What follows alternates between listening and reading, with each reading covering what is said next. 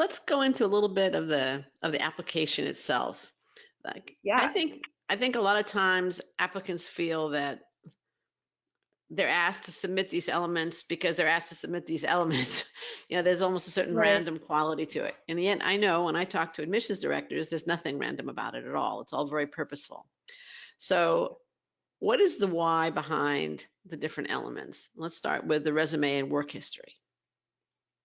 Yeah, so that's interesting because I was talking to a group of students a couple years ago, and it was, it's kind of like dating myself in the office, but it was about 2 or 3 years ago.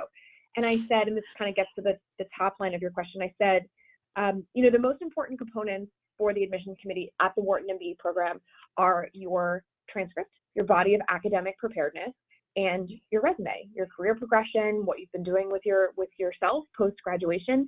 And I said it just a very normal comment, I thought. And you would have thought that I had insulted their family.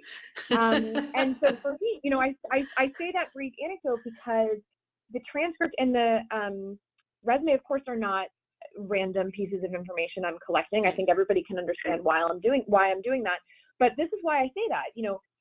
Essays and letters of recommendation, they're more a moment in time, a snapshot in your life.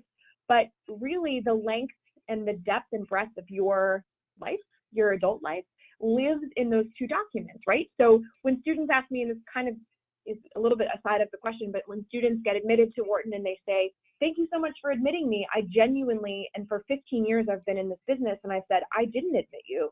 I just happened to be in the chair. I wasn't there at midnight studying for organic chemistry your freshman year. I wasn't there when you were jostling for your first promotion and all the political hurdles that took. I wasn't there when you were, stayed up to 2 o'clock in the morning to prep that presentation for the client. And so that is, so self-directed, and that is so long. Essays are a moment in time, letters of recommendation are a moment in time, even interviews, which I'm happy to talk about, and I know we'll get into, are a moment in time. Are a moment in time, but those two documents, that's blood, sweat, and tears for 4 years of college and maybe a year of grad school and a couple years of work. And so, that's why we require those. And that's the most important thing that we look at. I think those documents also show you preparedness both for school and for the career after school.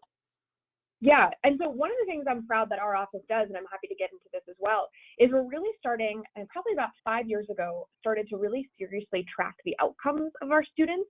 And so, we have a really robust feedback loop and mechanism, and, full-time data scientist who really looks at, the students' profiles on the inbound, whether it's not just GPA, that would be the easy way out. GPA through career trajectory, progression, et cetera, and then even moments of kind of their community connection. And these three pieces in particular, how that translates into their time at the Wharton MBA. Were they successful? And I'm not just talking about in the classroom. And so we've done all the infrastructure work for that. So now we're able to say, actually, this piece of the application is predictive of success in X arena. Wow. And we've really spent a lot of time and blood, sweat, and tears on that. And so that really helps us in terms of the application component. And I would love to impart to students that it's not random. It's very purposeful. And we don't want the process to feel more stressful than it is. And so everything we ask for, we need. Okay, great. That was a great answer.